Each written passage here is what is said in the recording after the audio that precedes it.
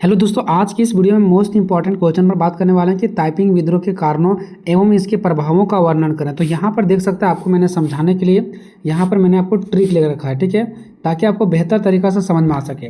हमको इसमें दो चीज़ें बताना, टाइपिंग विद्रोह के कारण। तो कारण क्या, आपको केवल ये 8 पॉइंट याद रखना है, ठीक है। टाइपिंग विद्रोह के कारणों के लिए केवल और केवल आपको ये 8 पॉइंट याद रखना है। और इसी वीडियो में हमको बताना है टाइपिंग विद्रोह के प्रभावों का भी वर्णन करें। तो प्रभाव के लिए आपको टोटल 6 पॉइंट याद रखना है, ठीक है। यहाँ पर देख सकते हैं, टाइपिंग विद्रोह के कारणों एवं प्रभावों का वर्णन करें, ठीक है। कारण भी बताना है और प्रभाव भी बताना है। तो कारण के लिए केवल आपको यहाँ पर 8 पॉइंट, ये आप स्क्रीनशॉट लेकर रख सकते हैं। और प्रभाव के लिए केवल और केवल आपका 6 पॉइंट, ठीक है।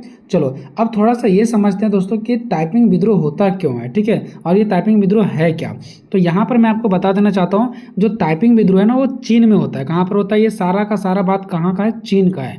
टाइपिंग विद्रोह चीन में ही होता है और चीन के अंदर ही होता है, ये नहीं कि चीन के बाहर होता है। टाइपिंग विद्रोह चीन के अंदर ही होता है। और किसके किसके बीच होता है, तो जो वहाँ के चीन के सरकार रहते हैं ना, जिस टाइम वो वहाँ पर, तो चीन के सरकार के साथ होता है और वहाँ के जनता लोगों के साथ होता है। और जनता, वहाँ पर एक नेता थे जिसका नाम है जिक्कू आंग, ठीक है। क्या नाम है उसका, जिक्कू आंग वहाँ के नेता थे। और इसी के साथ सारे नेताओं ने क्या कर गए, मिल गए।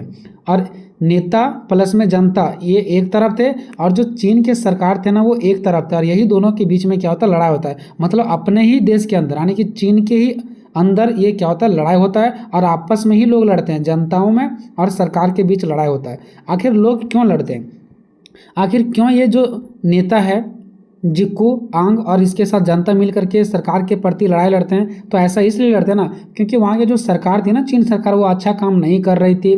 प्लस में क्या हो रहा था कि वहाँ पर कर व्यवस्था बहुत ज़्यादा बढ़ा दिया गया था, लोगों के ऊपर टैक्स बढ़ा दिया गया था, बेरोजगारी हो रहा था, लोगों को नौकरी नहीं मिल रहा था। इतना तो हो ही रहा था, प्लस में बाहर के जो देश थे ना, जैसे हो गया फ्रांस, हो गया ब्रिटेन, हो गया, वो सब देश आ करके चीन पर क्या करते थे, अपना व्यापार करते थे। और चीन के सरकार कुछ भी नहीं बोल पाते थे, और अगर बोलते भी थे तो ये हार जाते थे। एक दो बार लड़ाई भी हुआ तो उसमें से चीन के सरकार हार गए। तो इन लोगों का कहना है कि आपसे देश चलने वाला नहीं है, आप सिर्फ अपना फायदा देख रहे हो। और ये जो चीन के सरकार थे ना, वो युद्ध में लड़ने के लिए जब पैसे की जरूरत होता था तो जनता लोगों के ऊपर टैक्स बढ़ा देते थे। तो इससे लोग नाराज हो गए और ये अपने सरकार के प्रति ही क्या कर देते हैं, विरोध कर देते हैं और ये झगड़ा कर देते हैं, ठीक है। और इनका मेन मांग होता है कि ऐसे सरकार को हम लोग गिराएंगे जो हमारे लिए नहीं सोचेगा, और हम ऐसे सरकार को बनाएंगे जो हम जनता के लिए सोचेगा, ठीक है। इसी युद्ध को टाइपिंग विद्रोह कहा जाता है। और ये अपने ही देश के अंदर हुआ, चीन के यहाँ अंदर हुआ। और कोई भी युद्ध अगर अपने ही देश में होता है तो उसको गृह युद्ध के नाम से भी जाना था। गृह युद्ध मतलब घर का युद्ध, यानी अपने में ही हो जाना। तो टाइपिंग विद्रोह को गृह युद्ध के भी नाम से जाना जाता है। आज ये दुनिया का सबसे बड़ा गृह युद्ध माना जाता है, क्योंकि और भी सारे देश के अंदर लड़ाई होता था, लेकिन इतना बड़ा नहीं होता था जितना कि चीन के अंदर ही अपने में लोग उलझ गए, ठीक है। इतना आज तक कोई भी देश में लोग अपने में ही नहीं उलझे हैं, ठीक है। यही इसका कारण था।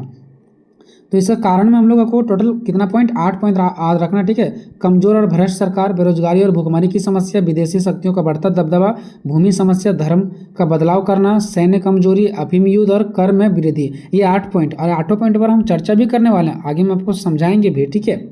और ये टाइपिंग विद्रोह के प्रभाव, जिसमें से है लोगों का हानि और विनाश, राष्ट्रीयता की भावना का विकास, ब्रिटेन और फ्रांस का बढ़ता प्रभाव, सामाजिक सुधारों की शुरुआत, भूमि सुधार के प्रयास, और चीन सरकार कमजोर हो गई, ठीक है। ये अच्छे पॉइंट आपको प्रभाव में याद रखना है। बाकी यूं ही आपका आंसर बहुत ही आसान तरीका से बन जाएगा, टेंशन लेने की जरूरत नहीं है। और भी सारे वीडियो का लिंक डिस्क्रिप्शन में, अगर नहीं देखें तो जाके देख लो, कंप्लीट आंसर मैंने करवा रखा है। सबसे पहले इसका हम लोग परिचय देखेंगे, ठीक है।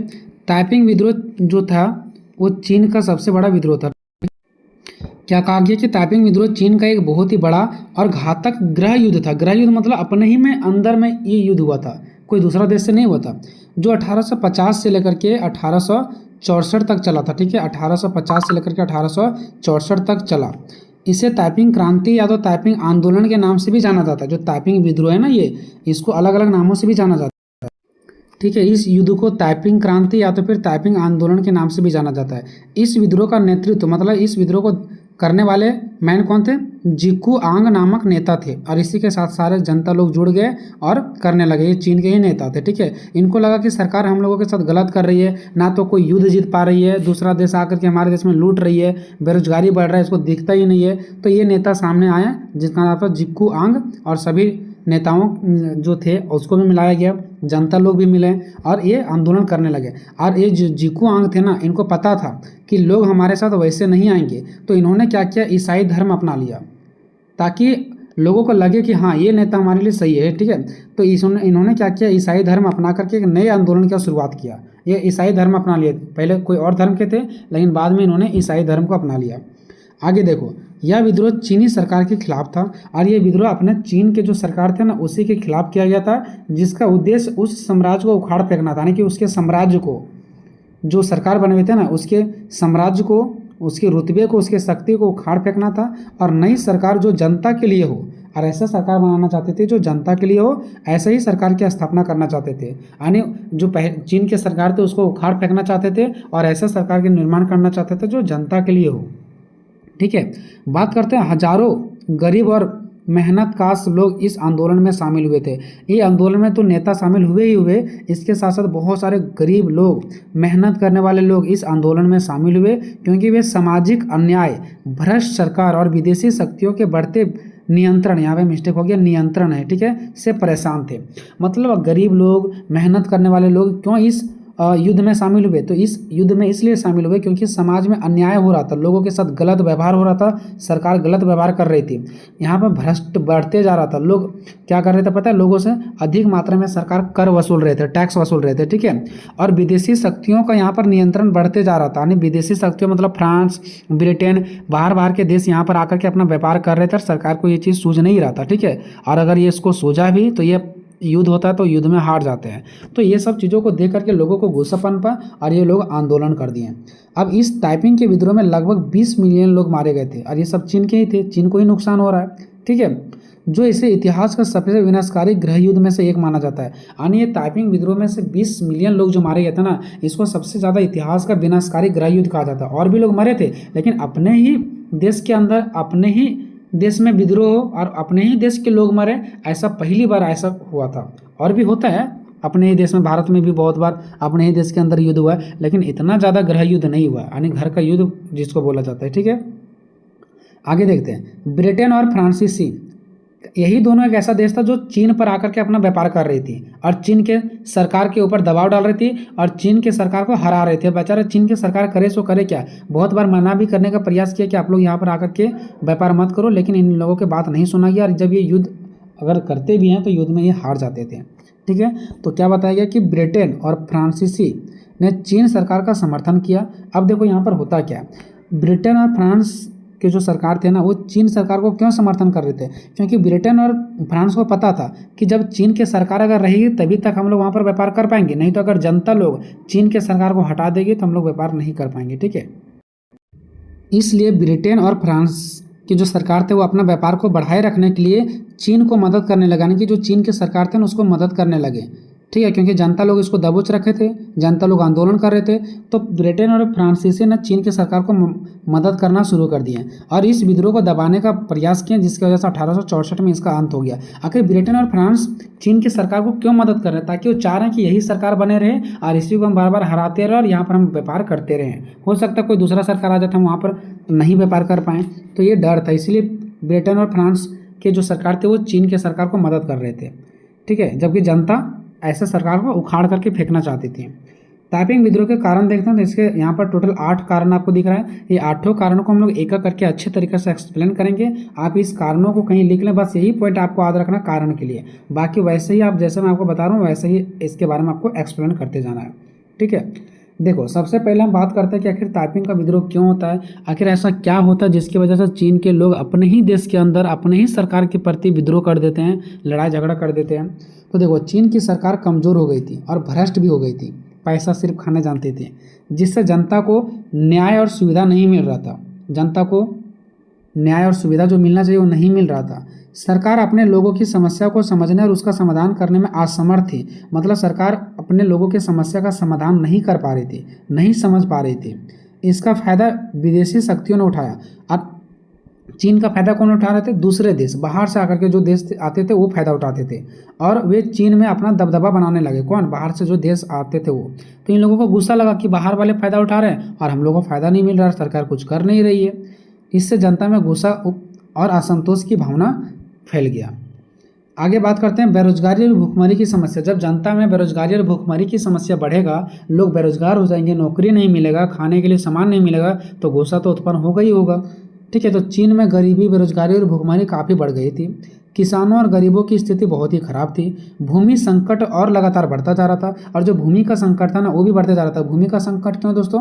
क्योंकि लोगों के पास उतना ही ज़मीन था, और जिसका ज़मीन था वो बहुत ज़्यादा अपना ही मांग लेते थे कि मेरा इतना ज़मीन है, हम इतना चीज़ को लेंगे। मान लो हम आपको ज़मीन दिए साझा करने के लिए, और हम आपसे डिमांड करेंगे नहीं हमको अब इतना चाहिए, तो किसान लोग परेशान हो गए। ठीक है, और लगातार बढ़ती जनसंख्या के कारण खाने पीने की समस्या भी विकट हो गई, और जनसंख्या दिन प्रतिदिन बढ़ते जा रहा था। तो लोग आखिर जब जितना जनसंख्या बढ़ते जाएगा, लोग पैदा होते जाएंगे, तो उसके लिए खाने पीने की समस्या भी तो चाहिए, उसको भी तो ज़मीन चाहिए, तो ये भी प्रॉब्लम बढ़ रहा था। इस असमानता और गरीबी ने लोगों को विद्रोह करने के लिए प्रेरित किया। यही असमानता जो लोगों के साथ भेदभाव होता था और लोग गरीब होते जा रहे थे, इसी के वजह से परेशानी में आकर के लोगों ने क्या कर दिया, विद्रोह कर दिया अपने ही सरकार के खिलाफ।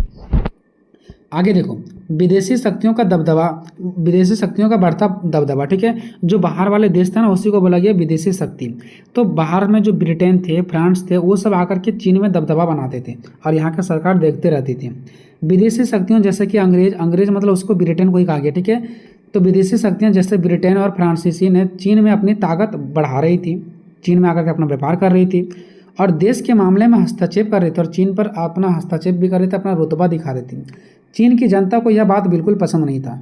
ठीक है, और वो उन विदेशियों के विरोध बन गए, और भारत के ये जो चीन के जनता थे ना, वो विदेशियों के भी विरोध बन गए। जो दूसरा देश यहाँ पर कब्जा करने के लिए आते थे ना, उसके भी विरोध बन गए कि हम लोग उसको भी उखाड़ के फेंकेंगे, और हमारे देश के जो चीन के यानी कि राष्ट्रपति, जो चीन के नेता थे, उसको भी उखाड़ के फेंकेंगे। यानी जो चीन के जनता लोग थे ना, उसको दोनों से दुश्मनी था, अपने सरकार से भी, और जो बाहर के देश आकर के चीन में लूटपाट मचा रखे थे, उससे भी इनका दुश्मनी था। दोनों को ये उखाड़ फेंकना चाहते थे।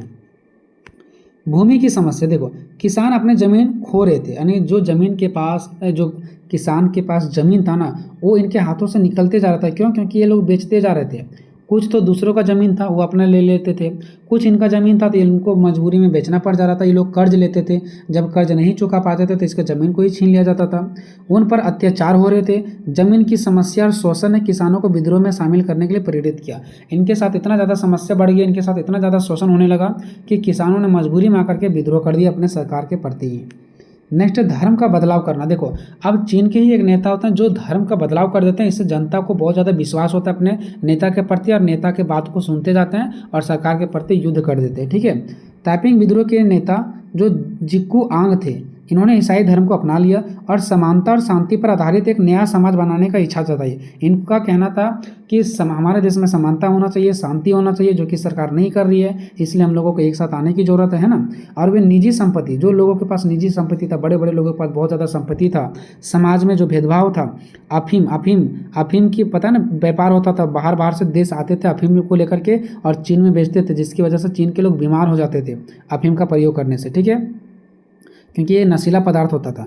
उसके बाद आगे देखिए, शराब, जुए और गुलामी को ख़त्म करना चाहते थे यहाँ के लोग। गुलामी, जो बाहर के देश आकर के चीन के लोगों को गुलाम कर रखे थे। ठीक है, यहाँ के लोग जो जुआ खेलते थे, ठीक है, शराब, ये सब चीज़ों को ख़त्म करना चाहते थे ये। सैन्य कमजोरी, जो चीन की जो सेना थी ना, वो भी कमज़ोर होते जा रही थी। चीन की सेना कमज़ोर हो चुकी थी और लोगों का विश्वास सरकार से उठ चुका था। इन लोगों को लग रहा था कि अब सरकार कुछ नहीं कर पाएगी, क्योंकि ना तो सरकार के पास शक्ति बचा हुआ है, ना तो सरकार के सेना के पास शक्ति बचा हुआ है, इसलिए ये युद्ध को हार जा रहे हैं ना। तो इसीलिए इसको हटाना चाहते थे कि आपके बस की बात नहीं है। इससे विद्रोह फैलाने वाले को बढ़ावा मिला। अब इससे क्या हुआ, चीन की शक्ति कमज़ोर हो गया, सरकार, वहाँ जो चीन में सरकार थी उसका भी शक्ति कमजोर हो गया। इससे जो विद्रोह फैलाने वाले लोग थे ना, वो आगे बढ़ने लगे। क्यों? क्योंकि उसको रोकने वाले कोई है नहीं, सेना के पास इतना शक्ति नहीं है कि वो रोक सकते हैं, है ना। अफीम का युद्ध, देखो अफीम युद्ध क्या है। अब अफीम के युद्ध के वजह से भी ना अमेरिका, ये जो चीन के लोग हैं ना, वो परेशान हो जाते हैं और युद्ध कर देते हैं। आखिर ऐसा क्यों? देखो, प्रथम अफीम युद्ध में चीन की हार हो जाती है। जब प्रथम अफीम युद्ध हुआ था, आपको पता होगा, इसके पहले वाला क्वेश्चन पढ़े होंगे, तो प्रथम अफीम युद्ध होता है एक बार, जिसमें से चीन का हार हो जाता है। जब चीन का हार हो जाता है तो एक संधि बनाया जाता है। संधि मतलब एक बैठक होता है, और इस बैठक में कहा जाता है कि चीन में बाहर के देश आकर के फिर से व्यापार करेंगे। ठीक है, यानी फिर से अफीम का व्यापार करेंगे, और अफीम व्यापार को वैध कर दिया गया। वैध मतलब इसको कानूनी तौर से जारी कर दिया गया कि बाहर के देश अब चीन में आएंगे और फिर से व्यापार करेंगे। तो यहाँ के जनता लोगों को गुस्सा चढ़ा कि क्या हमारे चीन के सरकार के पास इतना शक्ति नहीं है कि अगर मान लो कि हार गए युद्ध में तो फिर से अफीम की व्यापार वो लोग बाहर से आकर के यहाँ पर करेंगे, क्या उसको रोक नहीं सकते? यहाँ पर अफीम का व्यापार कर रहे हैं, यहाँ के लोगों को नुकसान हो रहा है, यहाँ के लोग उसको यूज कर रहे हैं, प्रयोग कर रहे हैं और बीमार पड़ रहे हैं। तो क्या वो पता है जब चीन हार जाती है ना तो फिर से ये बात बताया जाता है कि फिर से चीन में हम लोग क्या करेंगे, जाकर व्यापार करेंगे बाहर वाले देश। तो इन लोगों को अंदर ना गुस्सा पनपा कि आखिर इसको रोक क्यों नहीं रही है। विदेशी व्यापार के लिए नए बंदरगाह खोला गया, यानी जो चीन में नया नया बंदरगाह था ना, यानी समुद्र के रास्ते से जो क्या होता था व्यापार होता था ना, उसको भी खोल दिया गया ताकि बाहर से देश आकर के क्या कर सके, यहाँ पर व्यापार कर सके। तो इससे भी चीन के लोगों को गुस्सा चढ़ा कि आखिर बंदरगाह क्यों खोलेगा, अगर बंदरगाह नहीं खोले रहते तो समुद्र के रास्ता से आकर के दूसरे देश वाले यहाँ पर व्यापार नहीं करते। तो बंदरगाह भी खोल दिया गया और ये डर से खोल रहे थे क्योंकि युद्ध हुआ था ना, तो युद्ध में ये डरे हुए थे। इससे चीन की अर्थव्यवस्था में भारी गिरावट आई, जहां लोग बेरोजगार होते गए क्योंकि इसका लूटपाट दूसरा देश आकर के कर रही थी। कर में वृद्धि, जब यहाँ पर पैसा की जरूरत होती थी युद्ध में तो सरकार ज़्यादा टैक्स लगा देती थी, जनता पर कर लगा देती थी। अब यहाँ पर लोगों को खाने पीने की भी समस्या हो रही है। युद्ध की क्षतिपूर्ति के लिए, यानी युद्ध में जो हार गए थे उसको क्षतिपूर्ति के लिए, उसको मेंटेन करने के लिए सरकार द्वारा भारी कर लगाए गए, जिससे किसानों पर बोझ बढ़ गया और कीमतों में वृद्धि हुई। जो चीज़ 2 रुपये का वो 5 रुपये का मिलने लगा। जमींदार वर्ग किसानों का शोषण करने लगा, यानी जो किसान लोग जमीन लेते थे ना जमींदारों से, अपने मालिकों से, वो लोग भी इसके किसानों के ऊपर शोषण करने लगे कि हम ज़्यादा पैसा लेंगे तो ज़्यादा ये लेंगे, ठीक है, ये सब चीज़ बोलने लगे। क्योंकि अधिकांश भूमि कुछ बड़े जमींदारों के हाथ में केंद्रित था। जो वहाँ का अधिकतर जमीन था ना वो बड़े बड़े लोगों के, यानी जमींदारों के अंदर था। तो जमींदार लोग किसानों को कहने लगे कि अगर आप मेरे खेतों में खेती करोगे तो अब हमको इतना पैसा देना पड़ेगा, या तो जो आप फसल उपजाओगे वो आपको इतना देना पड़ेगा। इसकी वजह से इन लोगों परेशान हो गए। आगे बात करते हैं ताइपिंग विद्रोह के प्रभाव, ठीक है, कि ताइपिंग विद्रोह का क्या प्रभाव पड़ा। तो देखिए ताइपिंग विद्रोह का चीन के समाज में भी, राजनीतिक में भी और आर्थिक जीवन पर बहुत ज़्यादा गहरा प्रभाव पड़ा। विद्रोह ना सिर्फ एक गृह युद्ध था, मतलब ये सिर्फ एक अपने चीन के अंदर ही होने वाला युद्ध नहीं था, बल्कि इसने चीन के भविष्य को ही बदल दिया। था कुछ और चीन को बना दिया कुछ और।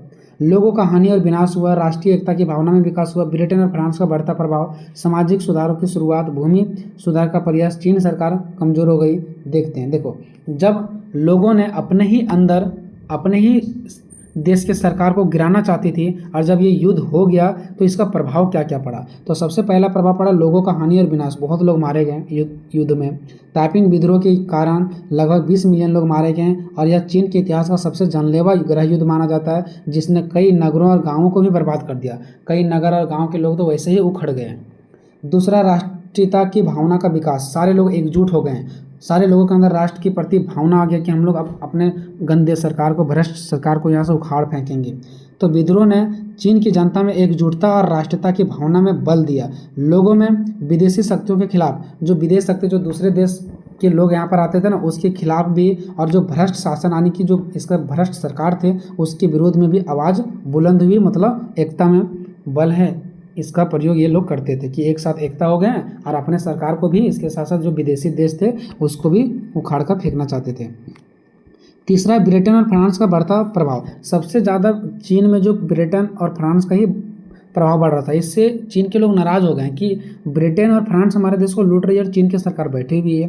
तो विद्रोह को दबाने के लिए चीन की कमज़ोर सरकार को अंग्रेज और फ्रांसीसी की मदद लेनी पड़ी, जिससे दूसरे देश का प्रभाव चीन में और बढ़ गया। देखो होता क्या है, जब मान लो कि यहाँ के जनता लोग अपने सरकार से नाराज़ थी तो अपने सरकार के प्रति लड़ाई कर रहे थे, और यहाँ के जनता का ये भी कहना था कि जो दूसरे देश वाले यहाँ आकर के कब्जा कर रहे हैं उसको भी हम लोग हटाएंगे। अब क्या होता है, जब जनता लोग अपने सरकार के प्रति विद्रोह कर देते हैं तो यहाँ के जो चीन के सरकार होते हैं ना, वो ब्रिटेन और फ्रांस से मदद ले लेते हैं। अब जब ब्रिटेन और फ्रांस से मदद ले लेते हैं तो ब्रिटेन और फ्रांस तो यही चाहती है कि आप हमसे समझौता करो ताकि हम आपके देश को जाकर के अच्छे से लूट सकें। तो ब्रिटेन और फ्रांस का यहाँ पर प्रभाव बढ़ते जा रहा था, क्योंकि यहाँ का सरकार इनके पैर पड़ रहे थे कि आप हमको मदद कर लो इस बार, है ना। तो विद्रोह को दबाने के लिए चीन जो है ना, वो कमज़ोर सरकार को अंग्रेज मतलब वही ब्रिटेन और फ्रांस से मदद लेनी पड़ी। यानी चीन के सरकार को बचने के लिए ब्रिटेन से और फ्रांस से मदद लेनी पड़ी, जिससे दूसरा देश यहाँ पर आए और मदद भी किए, जिससे चीन में इसका प्रभाव भी बढ़ने लगा, फायदा भी होने लगा इसको। नेक्स्ट है सामाजिक सुधारों की शुरुआत। ताइपिंग विद्रोह ने महिलाओं के अधिकारों में सुधार की मांग उठाए, यानी जब ये विद्रोह हो रहा था ना तो ये भी कहा गया कि महिलाओं को जो अधिकार नहीं मिल रहा है वो अधिकार मिलना चाहिए। विद्रोह के दौरान महिलाओं को पुरुषों के समान शिक्षा और संपत्ति के अधिकार देने की सोच बनाई, यानी जब ये विद्रोह हो रहा था तो जनता लोगों का कहना था कि महिलाओं को भी उतना ही अधिकार, उतना ही शिक्षा, उतना ही संपत्ति पर अधिकार होना चाहिए जितना एक पुरुष का होता है। नेक्स्ट है भूमि सुधार का प्रयास। जो पहले भूमि में गलत तरीका से किसानों से छीन लिया जाता था, टैक्स लगा दिया जाता था, इसमें सुधार की मांग किया गया। विद्रोह ने भूमि के स्वामित्व यानी जो भूमि के मालिक होते थे और वितरण में न्याय की मांग को बढ़ावा दिया कि हम लोगों को भी भूमि मिलना चाहिए, यानी भूमि के स्वामित्व का मतलब हो गया कि हम भी भूमि का मालिक रहेंगे। मतलब कि भूमि सुधार का प्रयास किया गया जिसमें से ये कहा गया कि हम लोगों को भी भूमि मिलना चाहिए और हम लोगों के साथ न्याय होना चाहिए, गलत नहीं होना चाहिए, है ना। किसानों के लिए भूमि सुधार की प्रक्रिया शुरू की गई, ठीक है। नेक्स्ट है चीन सरकार कमज़ोर हो गई। विद्रोह ने सरकार की कमजोरी स्थिति को उजागर किया जिससे उसकी सत्ता कमज़ोर हो गई, यानी कि ये जब क्या हुआ, ये विद्रोह होता है लोगों का तो इससे क्या होता है, सरकार कमज़ोर हो जाती है और उसका सत्ता धीरे धीरे कमज़ोर होने लगता है, उसका शक्ति जो है वो कमज़ोर होने लगता है। बात करते हैं दोस्तों निष्कर्ष का। तो ताइपिंग विद्रोह बहुत ही बड़ा गृह युद्ध था जिसका उद्देश्य उस साम्राज्य को उखाड़ फेंकना था, यानी जो चीन में सरकार थी ना उसको उखाड़ फेंकना था और नई सरकार जो जनता के लिए हो ऐसी सरकार की स्थापना करना चाहते थे। और इस युद्ध का चीन के समाज में भी आर्थिक रूप से भी और राजनीतिक रूप में गहरा प्रभाव देखने को मिलता है, ठीक है। अगर किसी भी देश पर गहरा प्रभाव पड़ा है ना कोई भी युद्ध का, किसी भी चीज़ का, तो मतलब राजनीतिक को भी प्रभाव कर रहा है, आर्थिक को भी प्रभाव कर रहा है और सामाजिक को भी प्रभाव कर रहा है, ठीक है। और ऐसा ही कुछ चीन में देखने को मिला। अगर अच्छे रूप से समझ में आ रहा है तो आज का अच्छा सा कमेंट करें। मिलते हैं नेक्स्ट वीडियो में, तब तक जय हिंद जय भारत।